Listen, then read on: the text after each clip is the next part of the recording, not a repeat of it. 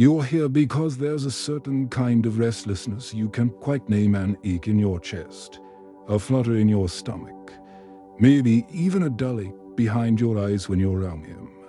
Welcome. This isn't a video about quick tricks or how to hide your feelings better. This is a space for reflection, a gentle dive beneath the surface, where anxiety isn't just a nuisance, but a message. We're going to look at what it really means to feel anxious around someone you want to love and why that feeling might be the most honest part of you. It starts quietly.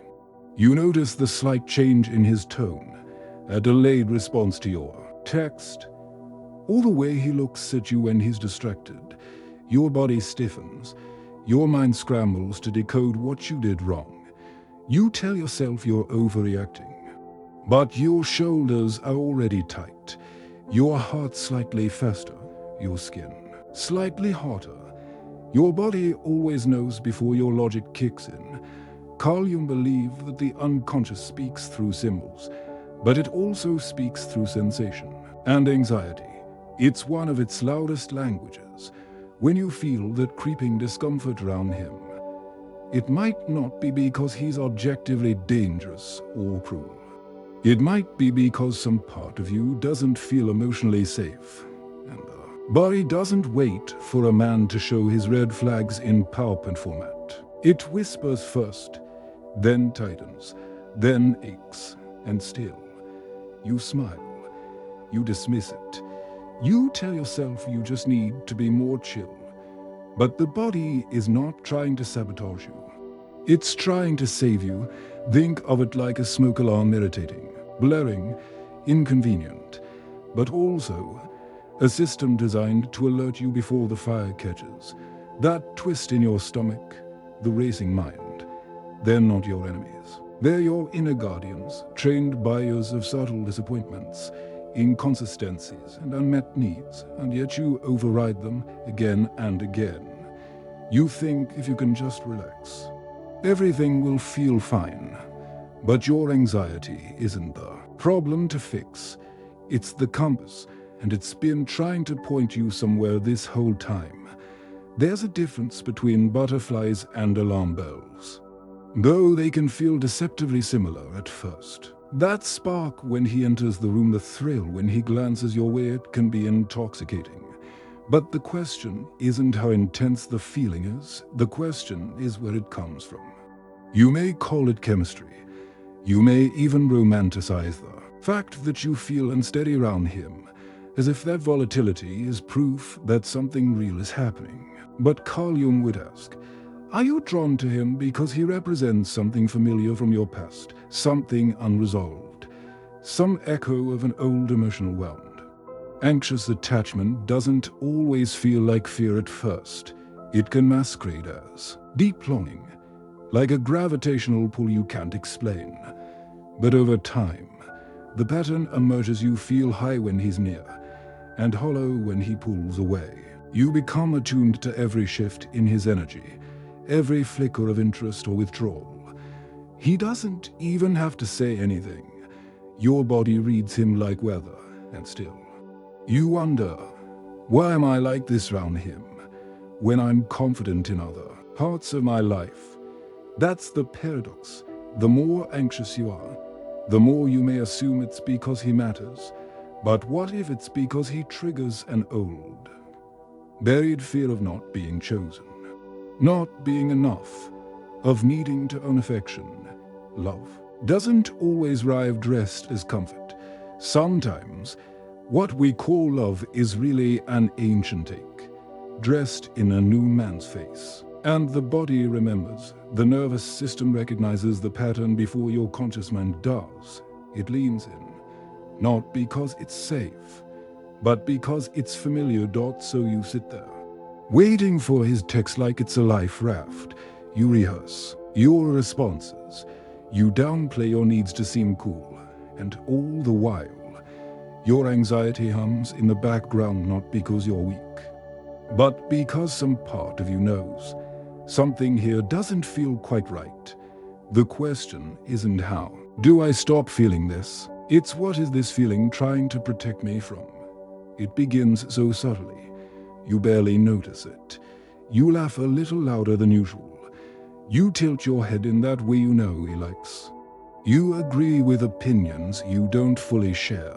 Smile through silences that feel a little too heavy, and censor thoughts that feel a little too honest. You call it chemistry. You call it grace. You call it compromise, but it's none of those things. It's performance, and Jung had a word for this: persona, the mask you wear to function in society. It's not fake, it's simply not the whole truth. In small doses, it's useful. But in relationships that stir your deepest insecurities, the persona becomes a full-time job. You become the woman you think he wants, and slowly drift away from the woman you are.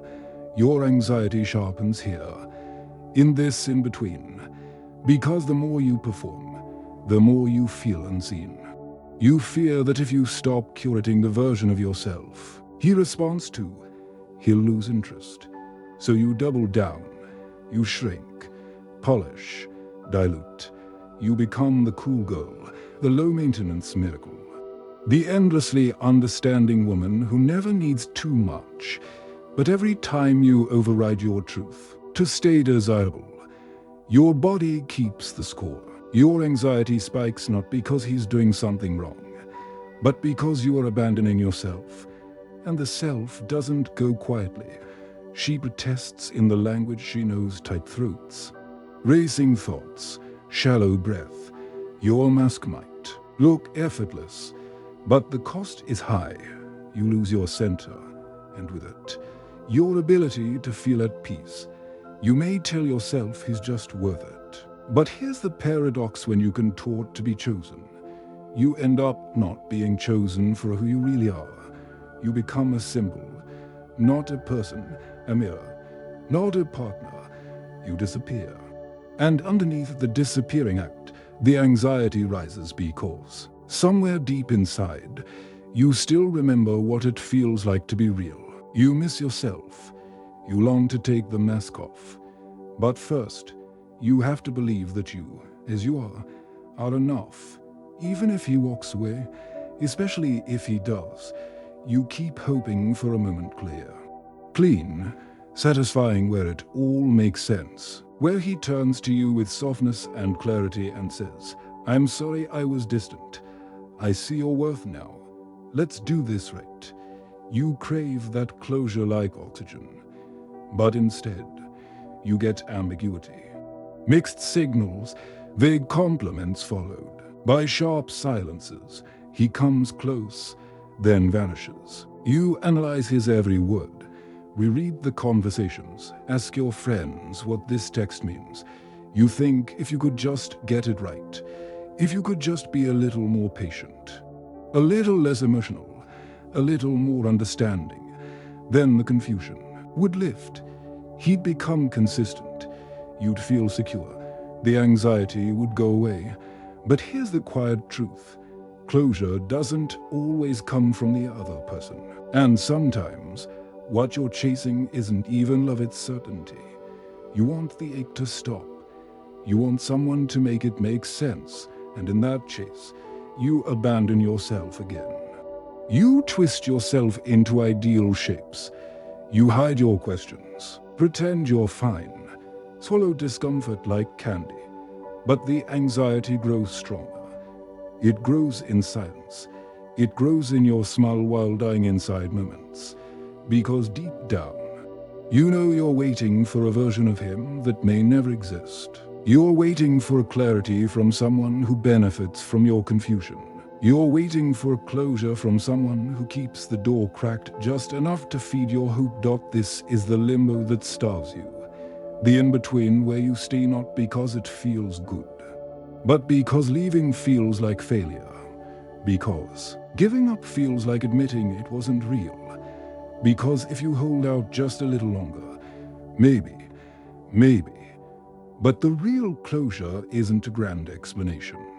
It's when you stop trying to decode someone else's chaos and decide that your peace matters more than his potential. It's when you choose to stop contorting in hopes of being loved and begin asking, why do I need to suffer to prove I'm worthy? When you let go of needing him to make it right. You make it right yourself. And that is where the freedom begins. You tell yourself he hasn't really done anything wrong. You remind yourself he's busy, or tired, or just not great at expressing emotion. You lower your expectations so you won't feel disappointed. But still, the pit in your stomach grows. You smile through the dissonance. You keep things light, charming, agreeable. But deep inside, you feel a constant tightness, like something inside you is bracing for an impact that never fully arrives, yet never fully goes away. That tension isn't random. It's your nervous system trying to protect you, and it learned long ago that love isn't always safe. For some, anxiety around a man isn't about him, it's about what love meant growing up. Maybe love was inconsistent. Maybe it was conditional. Maybe it only came when you were perfect, or silent, or helpful. So now, when someone pulls away or becomes unpredictable, your body responds the way it always has. It clings, it panics, it pleads for a connection. You might say that the inner child is at the wheel here, the part of you that still carries the old wound of not being chosen. And when your nervous system doesn't feel safe, your adult logic can just override it. You can understand what's happening, but your body still reacts because it remembers. That's why no amount of telling yourself to calm down works, because anxiety isn't cured with thoughts. It's soothed through safety, and safety isn't just his tone or his text. It's whether you feel grounded in your own skin, even when he's silent, even when he's distant. Right now, you may be building the entire relationship on emotional quicksand, hoping if you stay still enough, it won't collapse. But that's not peace, that's hypervigilance. That's your nervous system doing overtime, trying to survive. A love that never quite lets you rest. So ask yourself not what does he feel, but what does your body feel when he walks into the room? Does your chest expand or tighten? Do your shoulders drop or rise? That's the truth. That's your wisdom. That's the part of you that doesn't lie. He may not be unsafe, but if your nervous system is always on edge, maybe it's time to stop asking why you're so anxious and start asking why. You've learned to call anxiety love.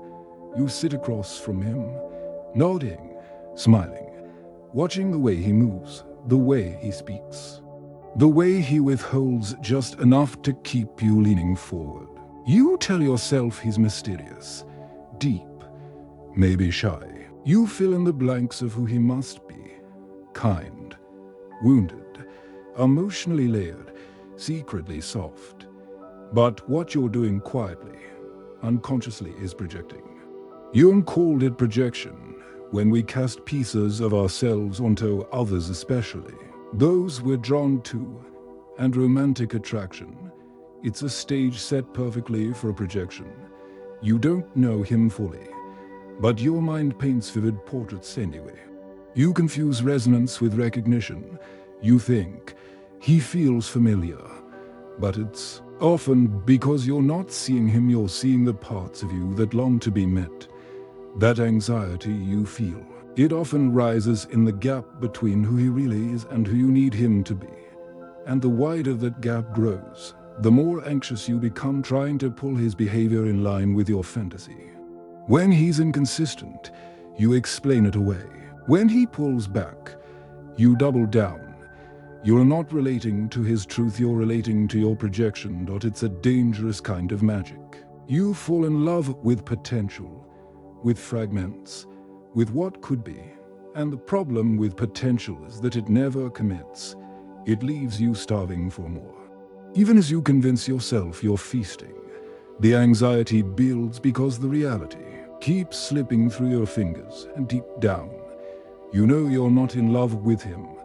You're in love with what he represents. Maybe he mirrors the emotionally distant father, or the first boy who left you wondering Maybe he reminds you of the feeling of trying to earn affection you were never quite given. These things don't happen consciously. They happen in shadows, and the shadow, Jung said, always finds a way to make itself known. So the next time you're consumed with the need to decode him, step back. Ask, am I anxious because of what he's doing, or because of what I've made him mean? Often, the root of anxiety lies not in the man himself, but in the story you've written round him. And that story might be yours to end. You don't realize how hungry you are until he gives you something just a little. A compliment out of nowhere, a long glance, a message late at night. It's not commitment, it's not clarity, but it feels like a breadcrumb. And in the starvation of uncertainty, even crumbs feel like a feast. This is the cycle. He pulls back, your anxiety spikes. You start to drift away, and then he reappears, briefly, sweetly, just enough to keep you from walking out the door. You tell yourself it means something, that it proves he cares, that this is progress. But it's not love. It's intermittent reinforcement, and it's the most addictive form of attention there is. Jung would say you're stuck in a loop between desire and deprivation. You feel chosen, then discarded, seen, then invisible, and your nervous system, trapped in this unpredictability, begins to wire itself around the chase. You mistake the rush for chemistry. You call the anxiety butterflies. But what you're really feeling is starvation, and he becomes the dealer for your next emotional fix. The danger of breadcrumbs is not how small they are, it's how much you convince yourself they're enough. You write meaning into gestures that aren't followed by action. You stretch your tolerance, you wait, you endure, and somewhere along the way, you begin to question if your needs are too much, if your standards are too high, if this is just what modern connection looks like. But let's be clear, a man who's truly interested doesn't feed you in rations. He doesn't offer you just enough to stay confused. He shows up. He speaks clearly. He offers consistency, not chaos. The anxiety you feel around him isn't random. It's your intuition starving for real intimacy while being teased with illusions of it. It's your self-worth withering under the weight of almost. You don't need to beg for clarity. You don't need to decode the mixed signals. What you need is to recognize the difference between affection and attention, between potential and reality, between crumbs and the full meal. And when you do that, hunger turns into discernment. That anxiety turns into boundaries, and suddenly, you are no longer chasing, you're choosing. You say he's not even your boyfriend. You tell your friends it's nothing serious. You laugh it off when they ask why he doesn't text back. But beneath the surface, you're tangled in a quiet storm. Because even if he isn't officially yours, the fear of losing him still hits like heartbreak. You don't just fear losing him, you fear what it says about you if you lose him. That's the one talking. Carl Jung taught that what we fear in others often mirrors what we avoid in ourselves. So when you find yourself spiraling over someone who hasn't promised you anything, it's not just about him disappearing, it's about what that disappearance awakens inside you. A fear that you're forgettable, replaceable, not enough. And that fear has a shadow. It's the part of you that remembers being left. Maybe subtly, maybe catastrophically. The part that learned attention must be earned. That love comes after performance. That worth is tied to staying needed. So even in the absence of a clear relationship, your nervous system behaves as though abandonment is imminent and catastrophic. You tell yourself you're strong, independent, not the kind of woman who gets attached too quickly. But inside, there's a panic you can't quite explain, a panic that flares every time he grows distant, every time he becomes vague. You want him to stay, not necessarily because of him, but because the alternative means facing your own loneliness, your own unmet longing, your own reflection in the dark. That's what makes it so painful.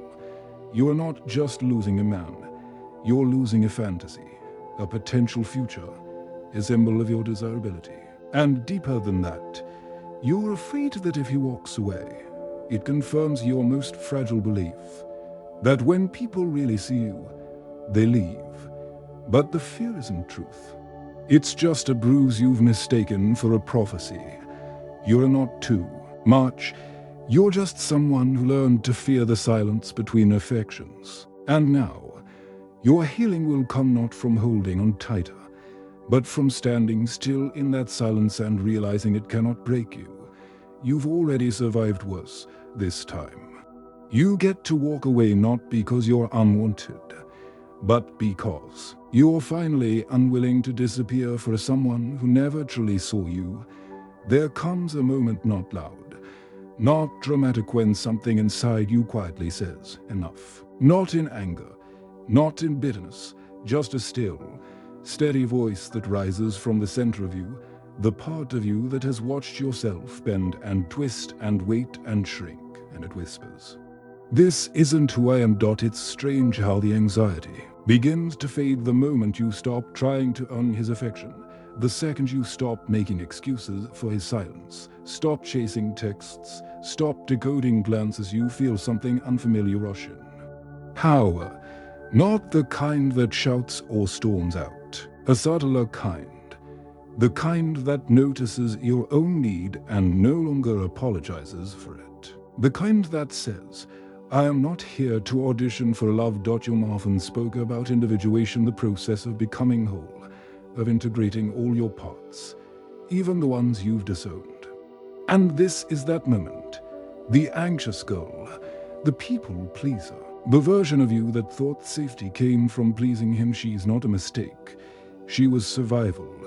But now, you're allowed to want more than survival. You're allowed to want sovereignty. And that's the shift, not from anxious to avoidant, not from needy to cold, but from fractured to whole, from living in reaction to his moods to standing rooted in your own. You no longer wait for clarity from him, because you've created it within yourself. You no longer fear his absence, because you've stopped abandoning yourself. Your power isn't in how much you can hold on, it's in your ability to let go without losing your sense of worth. The man who can't meet you where you are isn't your punishment. He's just not your path. And now you know. Meeting him to choose you is never the way. Choosing yourself was. And from that place, something beautiful happens. The anxiety that once felt like a curse becomes your signal, your radar, your finely tuned guide. Not to avoid love, but to recognize what isn't love pretending to be. And that is how you reclaim your peace, not when he shows up differently, but when you do. Letting go isn't always a decision. Sometimes it's a slow, cellular process like thawing. The ache doesn't vanish overnight, and the anxiety may still knock at your door some mornings, but one day, you hear it and don't answer. You just sip your coffee, stretch your arms, and feel the quiet instead. This is what Jung would call alchemy, not the transformation of metal into gold, but the transformation of pain into wisdom. You don't erase the anxious parts of you. You integrate them. You listen to what they've been trying to say all along, and you thank them for protecting you, for warning you, for refusing to let you sleep through your own abandonment. You realize now, the anxiety wasn't a weakness. It was a compass, and while you may have followed it toward all the wrong people, it's never too late to change direction, because that anxiety, it always pointed to the same truth. You were betraying yourself to be loved. But now you stopped. You are not shrinking. You're not bending. You're not performing. You are simply becoming someone who doesn't chase love, but recognizes it. Someone who doesn't beg for closeness, but expects it. Someone who no longer lives in the shadow of too much, but finally embraces that your depth is your gift. And maybe one day, he texts again. Maybe he calls. Maybe he finally figures it out. But by then, you will have walked so far inward that the thought of returning to that limbo feels small, dull, powerless. You will have tasted something better, peace that doesn't depend on his presence. A relationship with yourself that doesn't leave you anxious, waiting, guessing. That, Jung would say, is the birth of your wholeness not through someone else's gaze, but in your own reflection. You were never asking for too much, you were just asking the wrong person. And now you've arrived not at a perfect conclusion, not at some final chapter of healing, but at a deeper awareness of yourself. You no longer need to fight the anxiety or banish it like an unwanted guest. Instead, you learn to sit beside it, listen to it. Let it teach you where your wounds still live and where your boundaries begin. You see now that the discomfort wasn't punishment, it was instruction. Each moment of unease pointed you toward the parts of you still waiting to be held not by him, but by you, and in reclaiming your attention from him. You've begun the most important love story of all, the one where you become whole. You don't need to be louder or quieter, less emotional or more agreeable. You don't need to become anything except more yourself. That's what draws real connection. That's what invites safety. And that's what ends the chase, not because someone finally chose you, but because you finally chose yourself.